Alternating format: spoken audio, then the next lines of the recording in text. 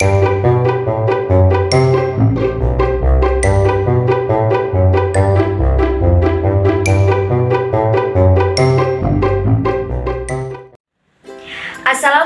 warahmatullahi wabarakatuh. Perkenalkan, nama saya Novita Nurmalani Tias dari Program Studi Pendidikan IPA Fakultas Keguruan dan Ilmu Pendidikan Universitas Jember. Halo adik-adik semua, bagaimana kabar kalian?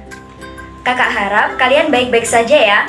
Meskipun dalam suasana pandemi seperti ini, kalian harus tetap semangat menjalani pembelajaran jarak jauh. Nah, pada kesempatan kali ini kakak akan menjelaskan mengenai klasifikasi materi. Sebelum kita belajar bersama-sama, sebaiknya adik-adik menyiapkan alat tulisnya dan jangan lupa catat penjelasan kakak yang penting ya.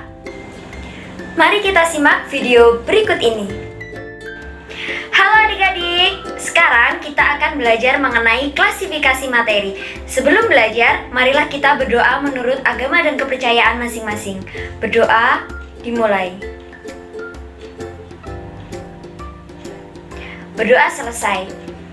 Nah, sebelum kakak menjelaskan mengenai apa itu klasifikasi materi dan bagaimana klasifikasi materi yang ada di bumi ini, kakak akan menyampaikan topik bahasan yang akan kita bahas dalam pembelajaran kali ini. Topik pembelajaran yang pertama yaitu tentang pengertian materi. Yang kedua, perbedaan dari zat padat, zat cair, dan juga zat gas. Topik yang ketiga yaitu pengertian dari unsur, senyawa, dan campuran. Tujuan pembelajaran yang pertama yaitu peserta didik dapat menjelaskan pengertian dari materi dengan benar. Kemudian tujuan pembelajaran yang kedua yaitu peserta didik dapat menjelaskan perbedaan dari zat padat, zat cair, dan juga zat gas. Tujuan pembelajaran yang ketiga yaitu peserta didik dapat menjelaskan pengertian dari unsur, senyawa, dan juga campuran. Tujuan pembelajaran yang keempat yaitu peserta didik dapat membedakan sifat dari unsur, senyawa, dan campuran dengan tepat dan benar. Kemudian, tujuan pembelajaran yang kelima dan yang terakhir yaitu peserta didik dapat mengidentifikasi unsur, senyawa, dan campuran yang ada dalam kehidupan sehari-hari dengan tepat dan benar. Nah, dari topik-topik yang sudah kakak sebutkan tadi, mari kita bahas satu persatu dari topik tersebut. Yang pertama yaitu mengenai pengertian materi. Nah, di alam semesta ini terdiri dari planet-planet. Salah satunya yaitu planet bumi yang kita tempati sekarang ini. Di bumi terdapat banyak gunung, pegunungan, laut, dan lain-lain. Nah, segala sesuatu yang berada di bumi ini tersusun dari materi.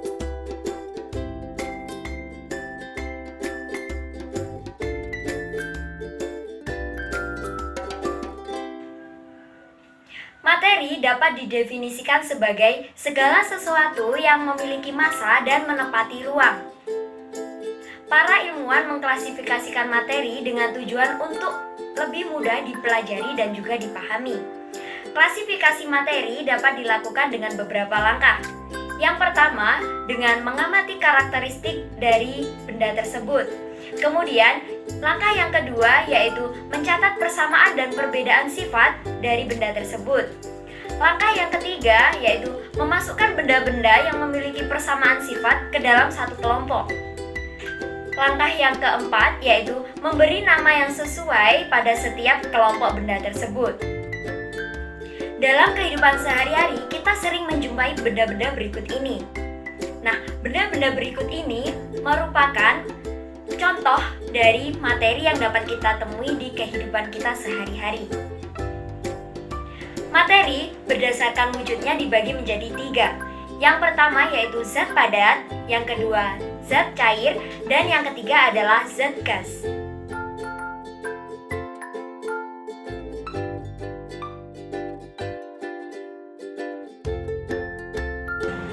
Yang pertama yaitu zat padat. Zat padat adalah zat atau benda yang memiliki bentuk dan volume yang tetap. Contohnya, kelereng, balok kayu, almari, meja, tembok, dan lain-lain. Nah, sifat-sifat zat padat yang pertama yaitu bentuknya tetap. Yang kedua, tidak dipengaruhi oleh tempat benda di mana benda tersebut diletakkan. Kemudian, yang ketiga, Jarak antar partikel zat padat sangat rapat sehingga tidak dapat bergerak secara bebas. Yang kedua, yaitu zat cair. Zat cair adalah zat atau benda yang memiliki volume yang tetap, tetapi bentuknya berubah-ubah sesuai dengan tempat atau wadahnya. Contohnya yaitu bensin pada botol, sirup pada botol, air minum dalam aqua, dan lain-lain. Sifat-sifat zat cair yang pertama yaitu volume benda-benda tersebut tetap. Yang kedua, bentuk dari benda-benda tersebut tergantung ke dalam wadahnya. Kemudian, jarak antar partikel zat cair tersebut lebih renggang, sehingga dapat bergerak bebas namun pergerakannya terbatas. Yang ketiga yaitu zat gas. Zat gas adalah zat atau benda yang memiliki volume dan bentuk yang selalu berubah-ubah sesuai dengan tempat atau wadahnya. Contohnya yaitu udara dalam balon, udara dalam ban sepeda, dan lain-lain. Sifat-sifat dari zat gas ini yang pertama yaitu volumenya tidak tetap. Kemudian yang kedua yaitu bentuknya tidak tetap. Yang ketiga yaitu selalu memenuhi ruang. Dan yang keempat adalah jarak antar partikel gas sangat renggang dan partikel tersebut dapat bergerak secara bebas.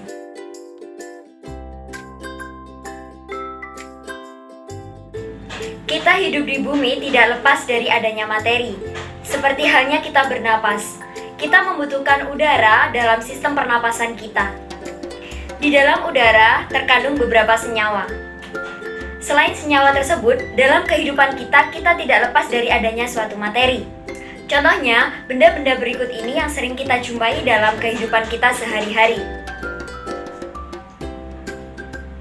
Dari benda-benda tersebut, kita dapat mengelompokkan menjadi 3. Yang pertama yaitu mengenai unsur, yang kedua senyawa, dan yang ketiga adalah campuran.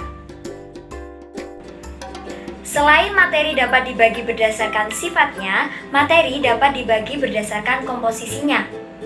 Nah, di sini ada peta konsep mengenai materi berdasarkan komposisinya.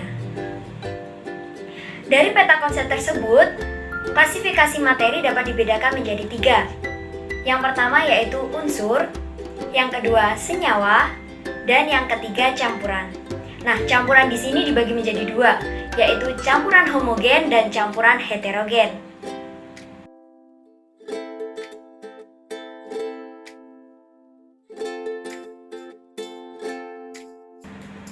Yang pertama yaitu unsur.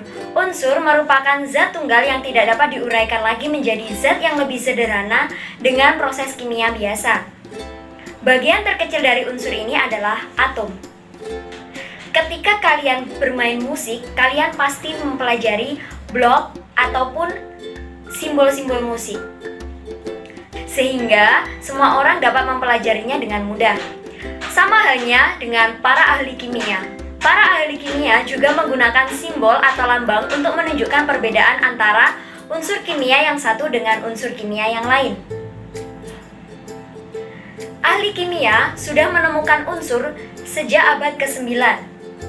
Dan unsur tersebut secara bertahap terus berkembang sampai pada abad ke-20.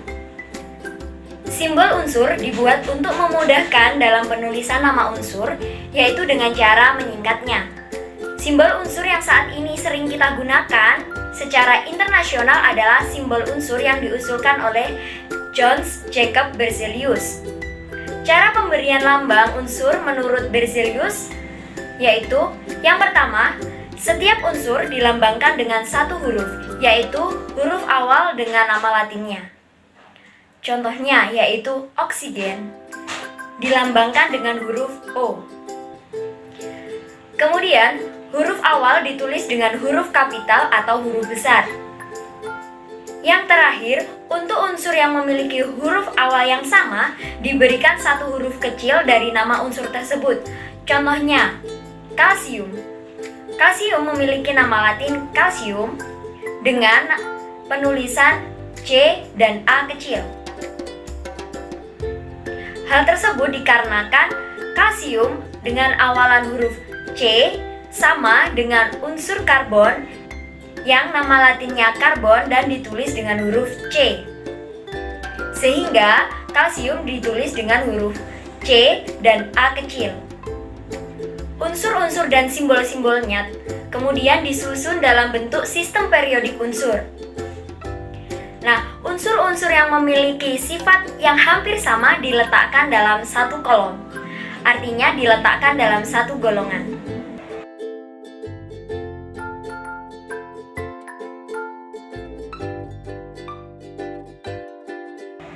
Unsur dapat dibedakan menjadi 3, yaitu unsur logam, unsur non-logam, dan unsur semi-logam.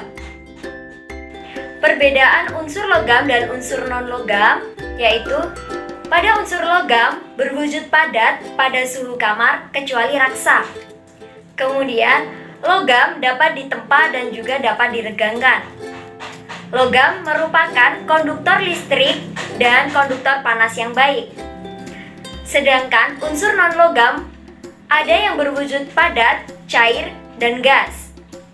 Kemudian, non-logam bersifat rapuh dan tidak dapat ditempa. Unsur non-logam juga bersifat non-konduktor, kecuali grafit. Unsur logam maupun unsur non-logam memiliki banyak kegunaan dalam kehidupan sehari-hari kita. Contohnya, besi dan tembaga. Besi dan tembaga dapat digunakan untuk alat-alat perkakas, alat-alat rumah tangga, dan bahan untuk rangka kendaraan.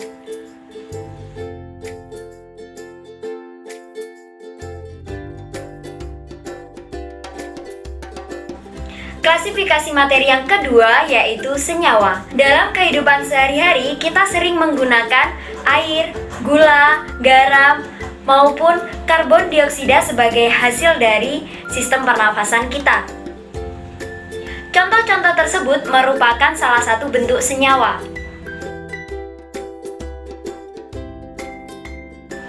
Senyawa dapat didefinisikan sebagai zat-zat yang tersusun atas dua unsur atau lebih yang bergabung secara kimia dengan perbandingan massa tertentu.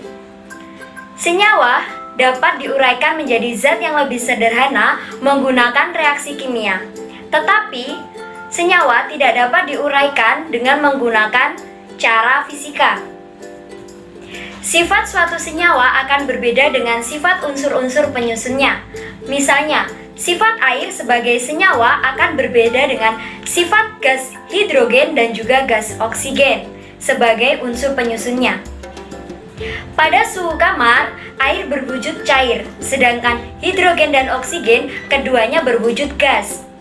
Air dapat digunakan untuk memadamkan api, sedangkan gas hidrogen merupakan zat yang mudah terbakar dan gas oksigen merupakan zat yang diperlukan dalam proses pembakaran.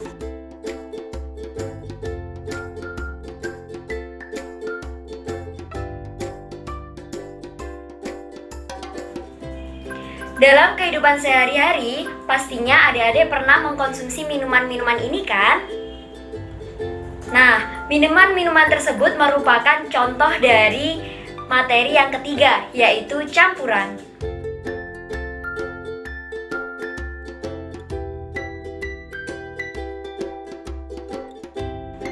Nah, dari contoh-contoh tersebut, kita dapat mendefinisikan campuran sebagai suatu materi yang terdiri atas dua zat atau lebih yang masih mempunyai sifat zat asalnya.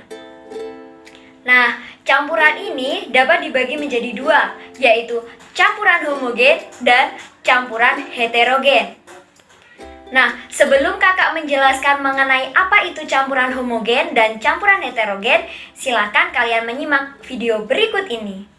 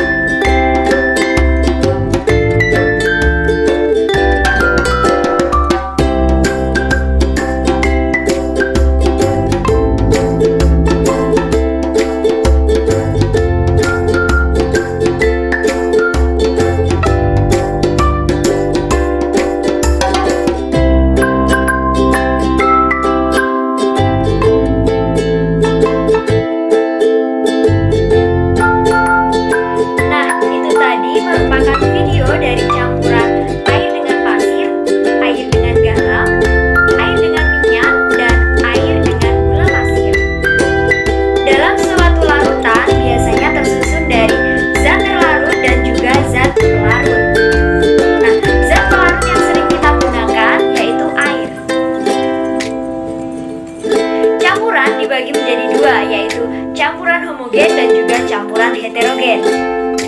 Campuran homogen merupakan campuran yang tidak dapat dibedakan antara zat-zat penyusunnya.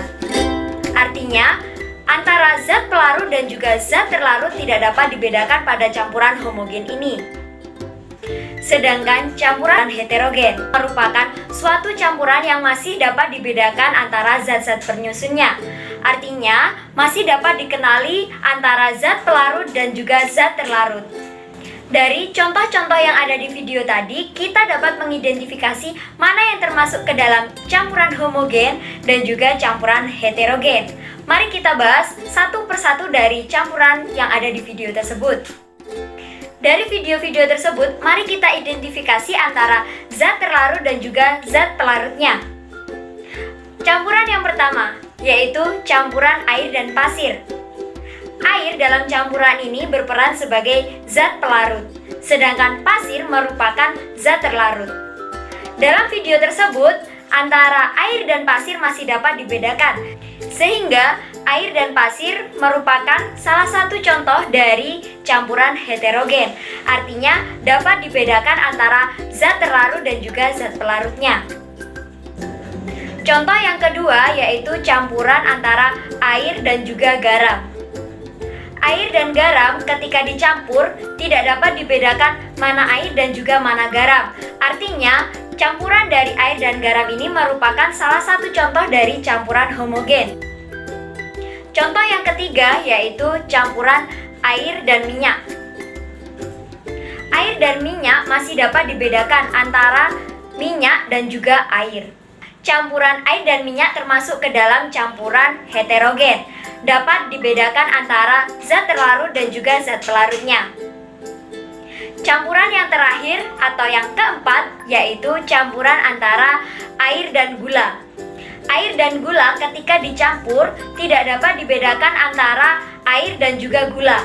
Artinya tidak dapat dibedakan antara zat pelarut dan juga zat terlarut. Campuran antara air dan gula ini merupakan salah satu contoh dari campuran homogen. Tidak dapat dibedakan antara zat terlarut dan juga zat pelarut.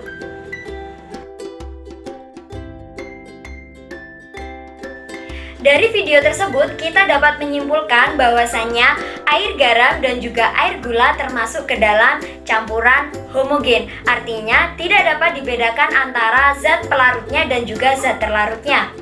Kemudian, untuk air dan pasir dan juga air dan minyak termasuk ke dalam campuran heterogen. Artinya, dapat dibedakan antara zat pelarut dan juga zat terlarut. Nah, itu tadi pembelajaran kita mengenai klasifikasi materi. Selama pandemi kali ini, adik-adik tetap menjaga kesehatan ya. Tetap patuhi protokol kesehatan dengan memakai masker ketika bepergian, sering cuci tangan selesai melakukan kegiatan, dan menerapkan social distancing. Itu saja yang dapat kakak sampaikan. Semoga ilmu dari kakak bermanfaat. Kurang lebihnya kakak mohon maaf. Wassalamualaikum warahmatullahi wabarakatuh.